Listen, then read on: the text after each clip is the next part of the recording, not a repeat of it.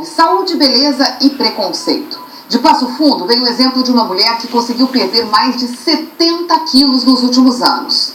Com força de vontade, Luciane foi à luta, recuperou a vontade de viver e hoje, sem dores e sem remédios, esbanja charme e simpatia.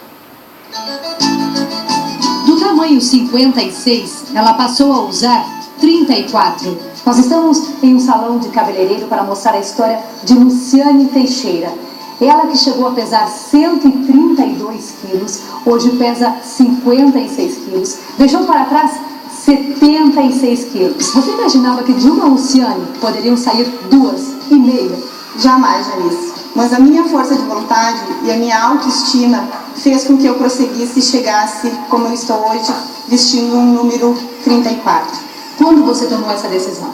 Quando comecei a ser rotulada como o salão da gorda, e não sim a cabeleireira, a profissional, e sim, a gorda, a gordinha, sabe? Assim que eu era referência no meu trabalho. Não lembravam o nome do teu salão? Não lembravam o nome do meu salão, que desde 1987 é o mesmo nome, e sim o Salão da Gorda.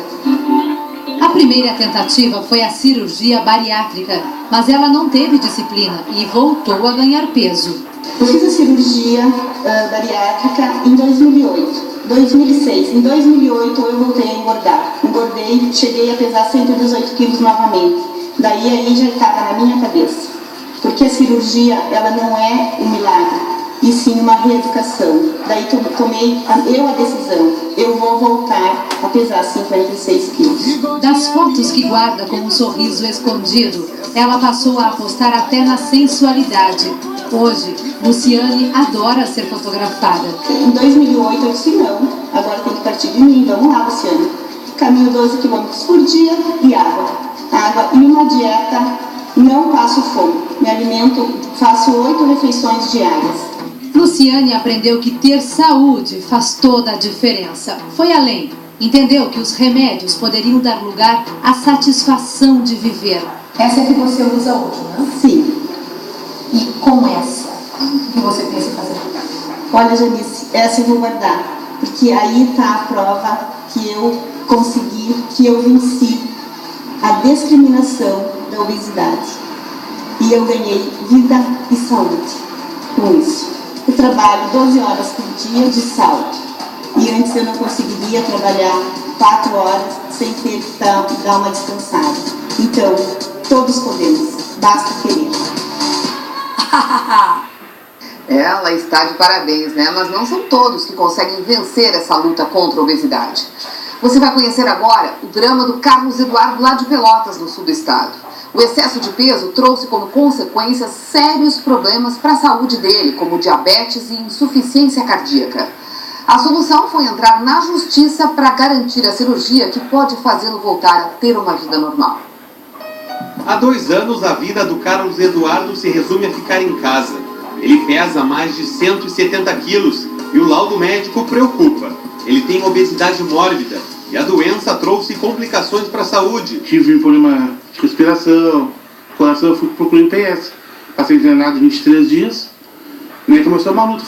No último ano intervei 7 vezes, fora idas e vindas do pronto-socorro. A quantidade de remédio que ele toma diariamente impressiona. Os médicos solicitaram que Carlos Eduardo fizesse a cirurgia bariátrica, a de redução de estômago, o quanto antes, porque ele corre risco de morte. A minha rotina, sinceramente, é deitar e pedir a Deus para me acordar. Porque eu não durmo direito à noite, me acordo da minha esposa, né, pra lá e sempre cansado. Pego minha cadeira, me sento um pouco na sala, vou um pouco para frente, me deito, levanto, choro, rio, peço a Deus para seguir vivo. Como a família do Carlos Eduardo não tem condições de pagar por uma cirurgia de redução de estômago, eles resolveram entrar com uma ação judicial, pedindo que o procedimento fosse feito pelo SUS. A sentença saiu dia 14 de agosto deste ano, mas até agora, nada. Tem medo que ele morra. Porque os médicos já falaram que ele corre risco de morte súbita, então a pessoa fica assim, qualquer coisa que ele sente, que dá nele, a pessoa fica esperando sempre o pior. Os documentos comprovam a urgência do caso. A decisão da justiça mostra que Carlos Eduardo tem prioridade para a cirurgia e não pode esperar na fila. A Secretaria de Saúde de Pelotas está analisando o caso e diz que são feitas 8 consultas por mês em todo o estado para fazer a cirurgia bariátrica. Espera pela justiça, né? Pelo menos a justiça seja feita. E daqui a pouco aqui no Jornal do Almoço nós vamos esclarecer todas as dúvidas sobre esse tipo de cirurgia com um especialista no assunto. Nós começamos o Jornal do Almoço de hoje mostrando o exemplo de uma mulher que perdeu mais de 70 quilos após uma cirurgia de redução de estômago e de um homem que aguarda aí para fazer o procedimento pelo SUS. Nos últimos 5 anos, o número de cirurgias bariátricas no Brasil subiu mais de 90%. Somos o segundo país que mais realiza esse tipo de cirurgia no mundo. Perdemos apenas para os Estados Unidos. A procura é grande, o que preocupa, porque só deve ser feita em casos extremos, quando não se consegue resolver o problema com dietas e aumentos de exercícios físicos. Para esclarecer mais detalhes dessa cirurgia bariátrica e metabólica, também conhecida como cirurgia da obesidade, está conosco o diretor do Centro da Obesidade e Síndrome Metabólica do Hospital São Lucas, da PUC, Dr. Cláudio Coramotim. Boa tarde, muito bem-vindo ao Jornal do Almoço. É sempre uma oportunidade boa falar com os teus ouvintes e quem sabe esclarecer alguns pontos dessa situação contundente que hoje é uma pandemia no mundo inteiro. O Brasil já tem mais de 50% da população acima do peso e no Brasil nós temos 20% da população com obesidade grau 1, ou seja, acima de 30. Isso significa 2 milhões de pessoas só no Brasil. E isso a gente sabe que acarreta outras doenças, isso, né, traz doenças. Principalmente quando isso também se traduz em percentual de gordura excessiva. A maioria dos indivíduos acima do peso hoje, gordos, chamados pesados, tem em torno de 40% a 50% de percentual de gordura, ou seja, por cento de gordura. Quase a metade do peso da pessoa é gordura pura. Isso é doença crítica. E que precisa ser combatida. Em que casos, doutor, que se combate através dessa cirurgia bariátrica? A cirurgia, assim, tu falar em caso extremo, eu diria que a cirurgia, ela tem indicação precisa, não precisa ser extremo. Mas assim, nós temos classificação. A classificação mais comum é do IMC. Pegar o peso dividido pelo quadrado da altura dá um indicador. Índice de massa corporal. Índice de massa corporal e IMC. Então, isso sendo 35 e tendo doenças associadas como diabetes, colesterol, hipertensão e outras mais que acompanham a obesidade, o indivíduo já tem classificação para cirurgia. Claro que só isso não. Índice de massa acima de 40 também, já tem também. Mas o que junto disso tem que existir? Tem que existir tempo de duração. Há quanto tempo ele está gordo? Isso mesmo. Se a pessoa já está com excesso de peso há algum tempo, isso pelo menos 5 anos, se a pessoa já fez tentativas sérias de emagrecer usando os métodos tradicionais, e o primeiro deles é a reeducação alimentar, o segundo é a atividade física, que isso que consiste no fundamento. Bom, e como é a cirurgia? Como é que é essa técnica? O que ela realmente faz?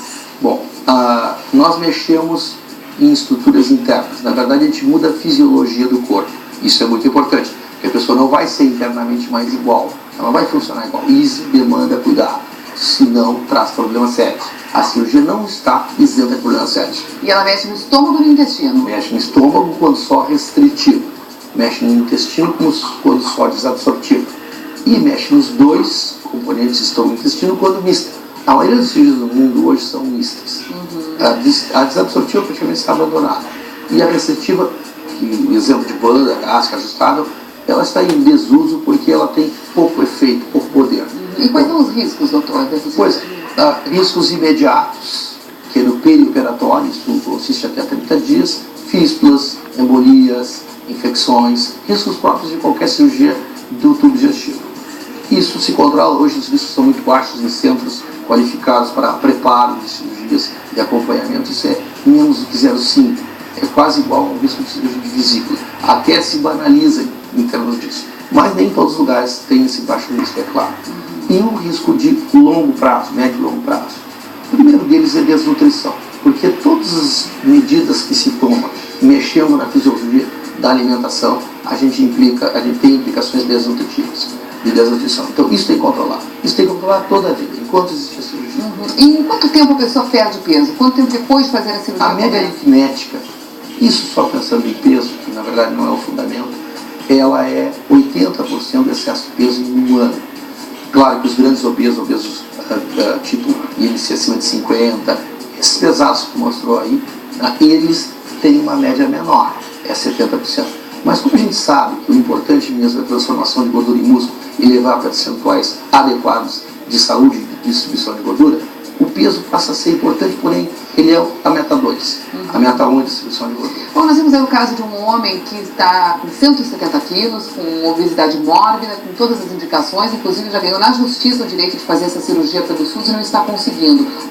O não conseguir, hoje, dentro da política de saúde brasileira, nós temos vários centros de referência credenciados pelo SUS espalhados no país inteiro. Aqui no Rio Grande do Sul nós temos 4. Né? Infelizmente, 3 concentrados em Porto Alegre, e Grande Porto Alegre, e o 4 aí, Grande Porto Alegre, que é Canoas. Deviam estar mais distribuídos, seria uma política mais adequada para atender pessoas do interior, enfim. Desses 4 centros se atende todo o estado. E até a gente às vezes que vem de fora, infelizmente, também foge dos outros estados. Mas é para atender o estado. Isso entra pela gestão municipal, gestão da Secretaria de Saúde de Porto Alegre, que recebe as recomendações e as indicações dos outros municípios gaúchos para então encaminhar para os centros credenciados. Isso é um rito, tem que haver preparo, avaliação. Não é assim, ganhar na justiça e operar. Ganhar na justiça, entra no sistema. E aí vai ser preparado. Mas o SUS está realizando esse tipo de cirurgia. Claro. Inclusive, existe, assim, dentro do Ministério da Saúde, uma ideia bem clara. É uma linha de política de atenção à saúde, que é a linha da obesidade, a nível de baixa, média e alta complexidade. A cirurgia está na alta complexidade e tem investimentos pesados em qualificação de equipes para nós simplesmente tornarmos as cirurgias que estão no SUS 6 mil, quase 50 mil, que seria igualando então a medicina complementar, que é mais ou menos isso que se faz lá. Ok, doutor, muito obrigada por ter vindo ao Jornal do Almoço, muito obrigada aí pelos prazer esclarecimentos sobre essa cirurgia aí, muito importante para a nossa população. Obrigada.